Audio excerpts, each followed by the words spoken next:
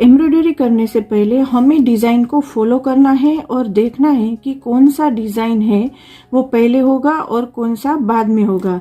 तो इस डिज़ाइन को देखकर हम समझ ही सकते हैं डिज़ाइन करना है उसमें ये जो लाइनें हैं वो इस फ्लावर और पत्ती के नीचे है। तो हमें इस डिज़ाइन को पहले फिलअप करना होगा, क्योंकि अगर हम इसको बाद में फिलअप करेंगे, पहले ये फ्लावर और पत्ती कर लेंगे तो होगा क्या कि ये जो हमारी लाइनें हैं वो इसके ऊपर आ जाएगी और ये जो है वो उभर कर दिखेगा नहीं। तो हमें डिज़ाइन को समझना है और उसके बाद फिलअप करना है। तो हमें ये सीधा नहीं पकड़ना है, हमें जो लाइन हम ऊपर जाएंगे तो इस तरीके से हम फ्रेम को पकड़ेंगे।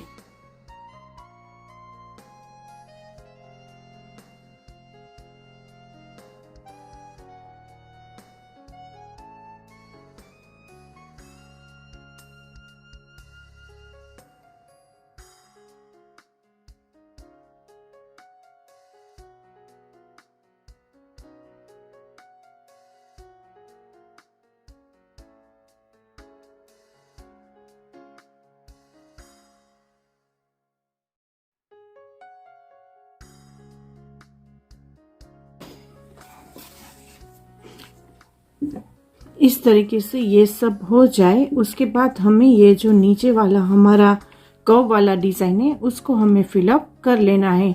तो इसके लिए मैंने जैसे बताया था कि हमारी जो घड़ी है उसको हम फिक्स कर सकते हैं। घड़ी को हम अपनी 2.75 पे, तो ये परफेक्ट हमारा कर्व है वो आज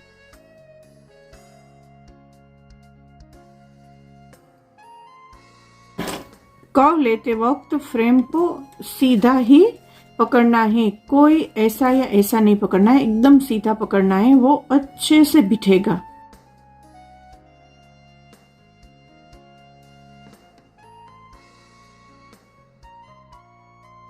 इस तरीके से हमारा इतना डिजाइन कंप्लीट हो चुका है। अब अगर हमें अपना ये जो नीचे हमने डिज़ाइन किया था वो अगर आपको नहीं दिख रहा है, ये डिज़ाइन के नीचे आ गया है और क्लियरली नहीं दिख रहा है, तो आप इसको पहले डार्क कर ले।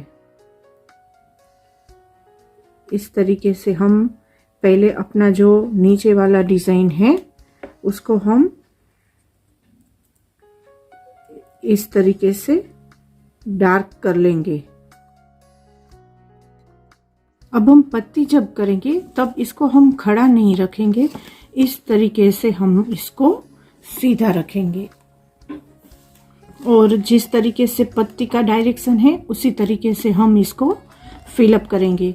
अगर हमने फिक्स किया है अपना घड़ी को तो यहाँ पर हम पहले लूज कर देंगे और सेंटर में से एक ऊपर जाएंगे और उसके बाद इस तरफ का पहला हम लेफ्ट साइड का फिलअप करेंगे, उसके बाद हम राइट साइड का फिलअप करेंगे। तरीके से ऊपर गए और इस पत्ती को आप अगर ऊपर जाके फिलअप करोगे तो अगर हमारी प्रैक्टिस अच्छी नहीं है तो प्रॉब्लम हो सकती है। तो आप एक काम कीजिए, आप नीचे से ही स्टार्ट कीजिए। यहाँ पे हमारी पत्ती का जो शेप है ऐसा शेप नहीं है, ऐसा शेप होता तो हम यहाँ से सीधा वापस आ जाते, पर ये जो हमारी पत्ती है वो हमारी पत्ती इस तरीके की है। तो क्या होगा कि हम ऊपर से आएंगे तो आपको ये कम करते करते यहाँ पे स्टॉप करना होगा और फिर बाद में इस तरीके से फिलअप होगी। तो वो आप वापस आके करोगे तो थोड़ा हार्ड होगा आपके लिए। तो आप यहाँ से स्टार्ट करना तो वो इजीली हो जाएगा कि यहाँ से पहले इस तरफ ऊपर जाएंगे और इस तरीके से थोड़ा हम कम करके वापस ऊपर जाएंगे, तो आपको नीचे से ही वो कन्वीनियंट होगा।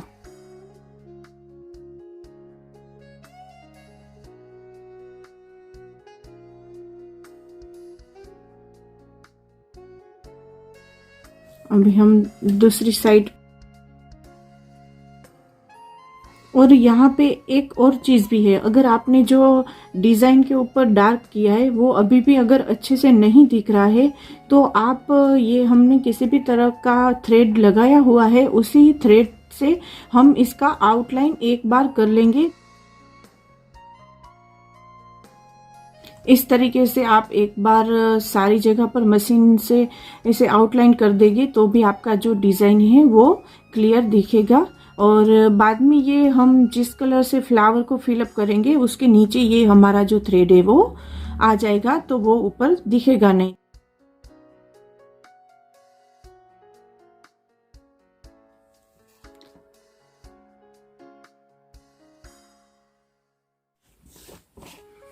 इस तरीके से सारी पत्ती है हमने वो फिलअप कर दी है। अब हम फ्लावर को फिलअप करेंगे।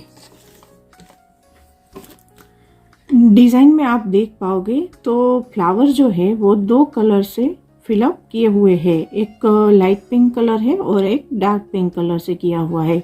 तो हम ये सेंटर का जो है वो लाइट पिंक से करेंगे और बाकी के 2 जो है वो डार्क पिंक से करेंगे।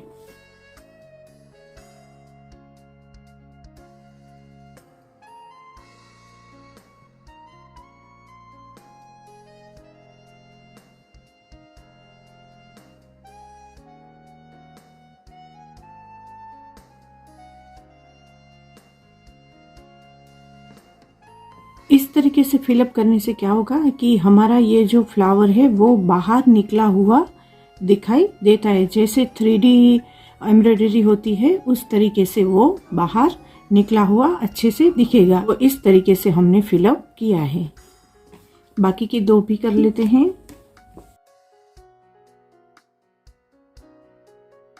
इस तरीके से फिलअप करने में आपको अगर परेशानी आ रही है तो हम जैसे नॉर्मल फिलअप करते हैं इस तरीके से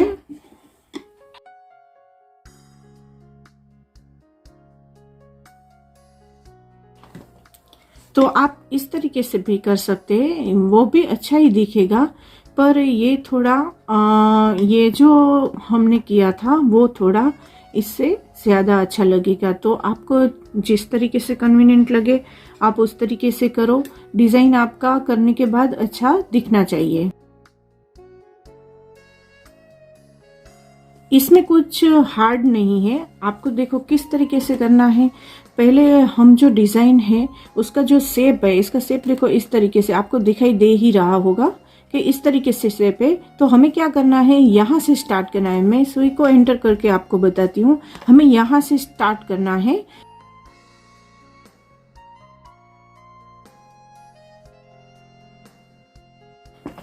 मैंने यहाँ पे क्या किया, फ्रेम को मूव किया। फ्रेम को मूव करने के बाद मैंने इसको पूरा फिलअप कर दिया। अब क्या करेंगे, अगर हमारा ये जो फ्लावर है वो अच्छे से अगर शेप में नहीं आया है तो हम क्या करेंगे कि दूसरी बार उस पे से वापस आएंगे। तो जहाँ पे वो बिगड़ा है वहाँ पर फिर से हम मशीन चला लेंगे तो वो हमारा शेप में दिखेगा।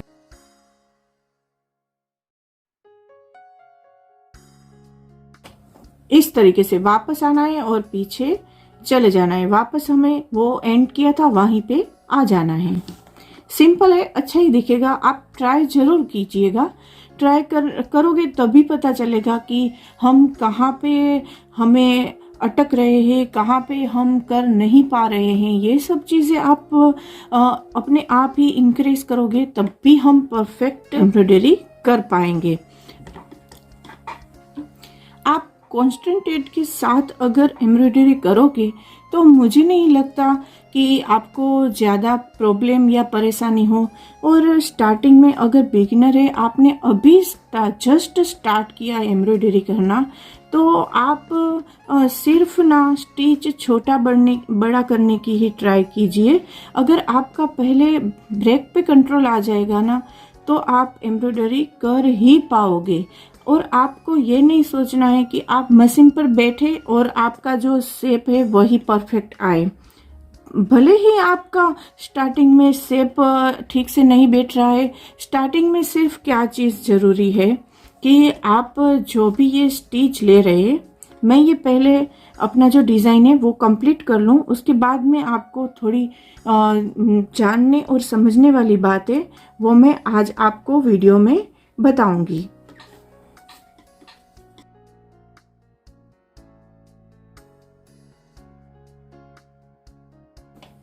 अभी आपको बताना है कि ऐसा हुआ तो क्या हुआ होगा।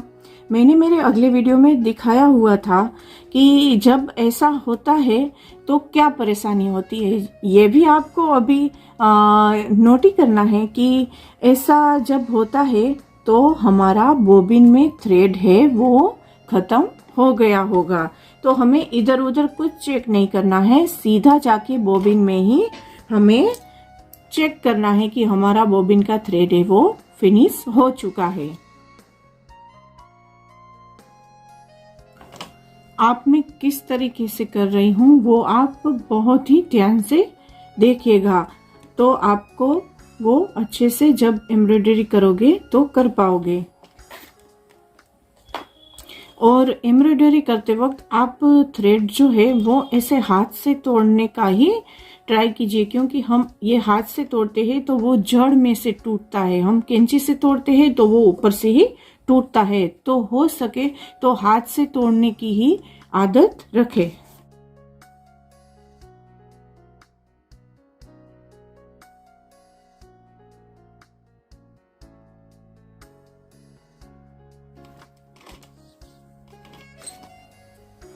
अगर कभी कभी हमारा ये जो सिल्क का थ्रेड है वो ज़्यादा स्ट्रॉन्ग रहता है तो वो हमारा जो हमने फिलअप किया था वो भी टूट सकता है। तो आपको क्या करना है, थ्रेड जब ज़्यादा स्ट्रॉन्ग है, ज़्यादा पक्का है, तो हमें क्या करना है, इस तरीके से जहाँ पर हमारा ये डिज़ाइन हमने फिलअप किया वहाँ पूरा होता है वहाँ पर ऐसे उंगली रख देनी है और इस तरीके से तोड़ना है तो भी वो टूट जाएगा। इससे बेनिफिट क्या होगा कि जब भी ये जो वर्क होने के बाद हम इसमें से कुछ भी बनाते हैं तो इस तरीके से अगर थ्रेड को काटा होगा तो हम वॉश करेंगे तो हमारा ये थ्रेड है वो कभी निकलेगा नहीं। ये इसका बेनिफिट है। अगर हम कैंची से काटा होगा थ्रेड तो क्या होगा, थोड़ा बहुत तो वो ऊपर रहा ही होगा, तो जब भी हम इसको वॉश करेंगे तो वो थ्रेड है वो वहाँ से निकल सकता है। तो इसलिए इस तरीके से ही थ्रेड को काटना चाहिए।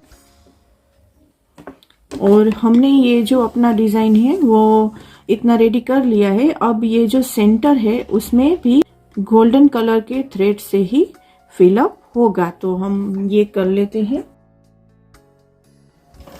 कभी कभी बहुत पक्का थ्रेड होता है तो नहीं भी टूटता है, तो ऐसा कंपलसरी नहीं है कि आप हाथ से ही काटो, पर मैंने आपको फैक्ट बता दिया कि हाथ से काटने पे क्या हो सकता है और कैंची से काटने पे क्या हो सकता है।